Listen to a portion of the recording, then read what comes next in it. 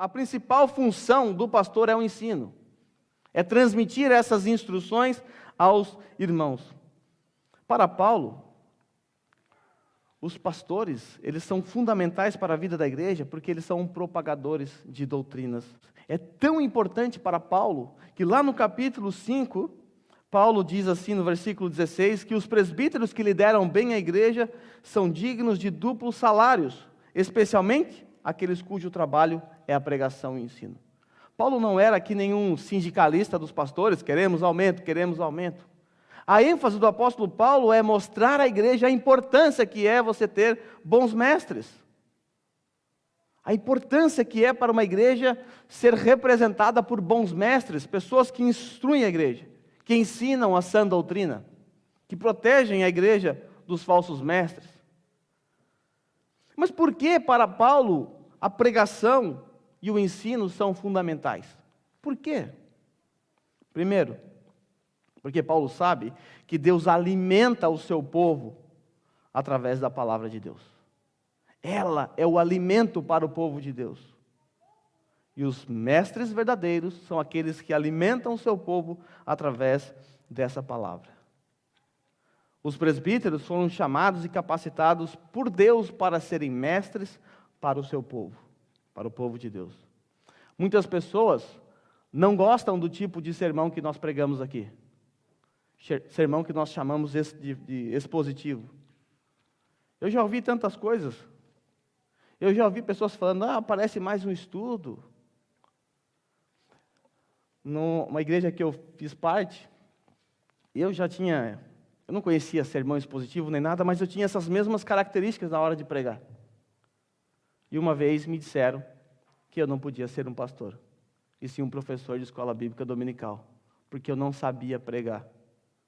Tá, ok. Pode ser que seja verdade isso mesmo. Mas o que estava na mente dessa pessoa, quando ela disse que eu não sabia pregar? O que ela estava esperando de mim? Por que na mente dessas pessoas eu não servia para ser um pregador? Sabe por quê? Porque quando eu pregava, eu não mexia com as emoções das pessoas. Eu não chamava as pessoas à frente chorando como eles faziam. Eu não manipulava as emoções daquelas pessoas. Eu apenas explicava o texto bíblico. E para eles isso era apenas um estudo bíblico, não um sermão. Agora, o que você prefere? Que eu diminua a luz? Que eu peça para os irmãos tocarem uma música bem emocionante? Que eu fale num tom de voz mais baixo? E que eu manipule as emoções de vocês? Que eu conte uma história triste? Que eu os faça vir aqui à frente chorando? Para lá na fábrica, durante a semana, você se sentir vazio novamente? A palavra de Deus é que nos enche. É a palavra de Deus que nos dá força para lutar contra o pecado. O salmista disse isso: escondi a tua palavra no meu coração para não pecar contra ti. O salmista não disse assim, eu fui lá na frente chorando, emocionado para não pecar contra ti. É a palavra. Paulo sabe disso. A palavra é fundamental para a vida da igreja. A igreja tem que ser centrada na palavra, não nas emoções das pessoas. Uma igreja forte não é uma igreja emocionalmente abalada, mas é uma igreja centrada na palavra de Deus. Por isso que para Paulo, a palavra é fundamental. O ensino é fundamental. A instrução é fundamental. Por que nós adotamos então essa prática de sermão expositivo, onde o texto é aberto, exposto e aplicado à vida da igreja? Porque nós entendemos isso, que a palavra de Deus é central para a vida da comunidade. Para nós, pouco importa o que pensa o pregador. O que nós queremos, na verdade, é o que a palavra de Deus diz. Queremos saber o que ela tem a nos dizer. Nós não queremos historinhas bonitas. Nós queremos a exposição da palavra de Deus, porque é ela que norteia a vida de uma comunidade. É ela que fortalece uma comunidade. Por isso, a função de um bom mestre consiste em abrir o texto, explicar o texto e aplicar o texto à sua comunidade. Em muitas igrejas, é servido comida podre, lavagem, lixo dos púlpitos. Muitos pregadores pregam em 3 pontos. Abrem o texto, primeiro ponto. Segundo ponto, fecham o texto. Terceiro ponto, nunca mais voltam para o texto. E daqui para frente, fica a critério da criatividade do pregador. Comida podre, lixo, blá, blá, blá. Outra razão para adotarmos o sermão expositivo é que nós entendemos que o bom ministro é aquele que tem que pregar todo o conselho divino. O pregador não deve ser aquele que pinça do texto somente aquilo que ele quer. O pregador é aquele que prega todo o conselho divino. Estou pregando nesta carta de Timóteo. Algumas vezes vou me deparar com textos que eu não gostaria de pregar, mas eu não tenho escolha. Eu não tenho escolha. Eu tenho que pregar todo o conselho divino. E o sermão expositivo proporciona exatamente isso. Nós não somos contra o sermão temático. Há espaço para isso. Charles Spurgeon é o príncipe dos pregadores, ele só pregava tematicamente. Não somos contra o sermão temático e é importante e há espaço para isso. Porém, ele precisa ser produzido por alguém que domine bem, que maneje bem a palavra. Porque senão, meu filho, sermão temático são uma tragédia para a vida da igreja, quando não bem preparado.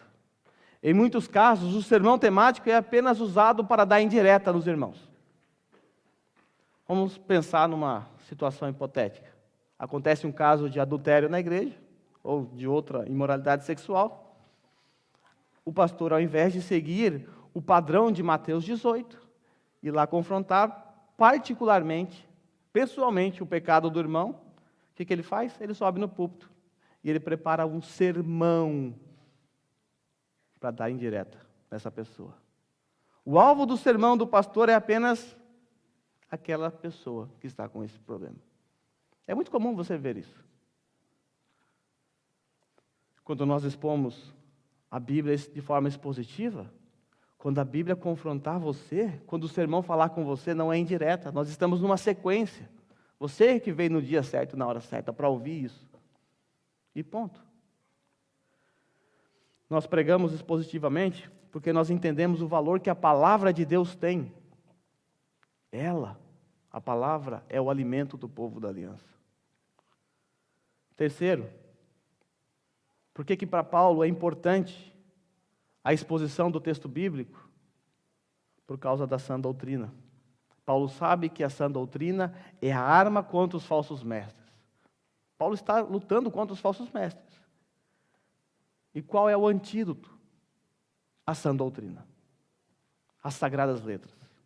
Como disse no sermão passado, falsos mestres, eles fazem de tudo para que você não conheça a palavra de Deus. Ele vai fazer de tudo para te afastar da palavra de Deus.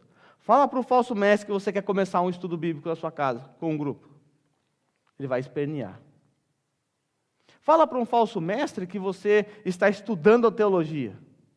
Ele vai à loucura. O falso mestre é aquele que é capaz de abrir o texto em 1 Coríntios 3, 6, aquele famoso texto que diz, a letra mata e o espírito vivifica. Ele é capaz de abrir esse texto e usar contra você. Estimulando assim, você a não estudar a palavra de Deus. Porque para o falso mestre, um deturpador da palavra de Deus, ele vai dizer que a letra é o estudo bíblico. A teologia é a letra. E ele vai te dizer, não estude. Viva pelo Espírito. Viva pelo Espírito. É assim que age um falso mestre.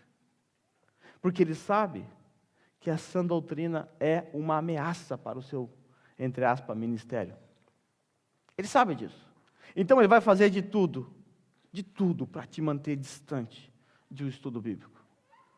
Sei que vocês têm aqui experiências com isso. Muitos aqui saíram de igrejas em que eram pastoreados por falsos mestres. E certamente você já ouviu isso, eu tenho certeza absoluta, e isso não é por conta da minha bola de cristal. É porque eu também já vivi isso. Na congregação cristã do Brasil, por exemplo, o pregador ele não pode se preparar antes para pregar.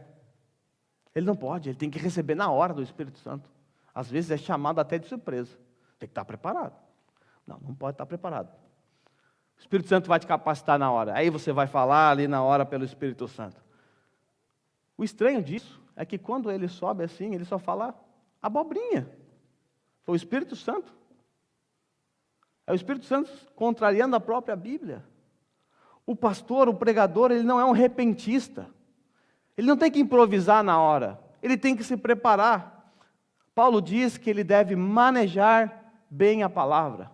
Ele tem que saber, ele tem que conhecer, ele tem que manejar bem a palavra. O pregador, o pastor, ele deve gastar boa parte do seu tempo durante a semana em oração e debruçado sobre a palavra de Deus. Quando nós olhamos lá para Atos capítulo 6, quando surge a figura dos diáconos, os diáconos surgiram exatamente para que os pastores pudessem se dedicar a duas coisas: oração e a palavra, o ministério da palavra. Os diáconos então surgem para aliviar os pastores, para que eles não sucumbam em fadiga e assim prejudiquem a comunidade. Porque se o pastor tiver que cuidar de tudo, da parte administrativa, da parte financeira, ele não vai ter tempo para estudar e para orar. Uma boa igreja é aquela em que os membros entendem a centralidade da palavra e valorizam os estudos proporcionados por seus mestres. Um sermão, ele demora de 15 a 20 horas para ser preparado durante a semana, para ser entregue em 1 hora no domingo. Isso significa que para vocês só é requerido apenas 1 hora para você prestar atenção, para você ouvir, para você anotar. 1 hora. Sendo assim, você deve lutar com a sua mente quando a palavra estiver sendo pregada. Você deve focar a sua mente nesse instante, nesse momento, na exposição da palavra de Deus. Então, lute contra o sono. Lute contra os seus pensamentos. Esqueça a segunda-feira. Foque naquilo que está sendo exposto, porque é a palavra de Deus que está sendo exposta diante de vocês. A importância desse momento não é por causa de quem está pregando, mas é por causa do que está sendo pregado. É a palavra de Deus. É a palavra de Deus. E lembre-se, muitas comunidades não têm a palavra de Deus como central, e muitas pessoas fariam de tudo para estar no seu lugar aqui hoje. Fariam de tudo para estar aqui.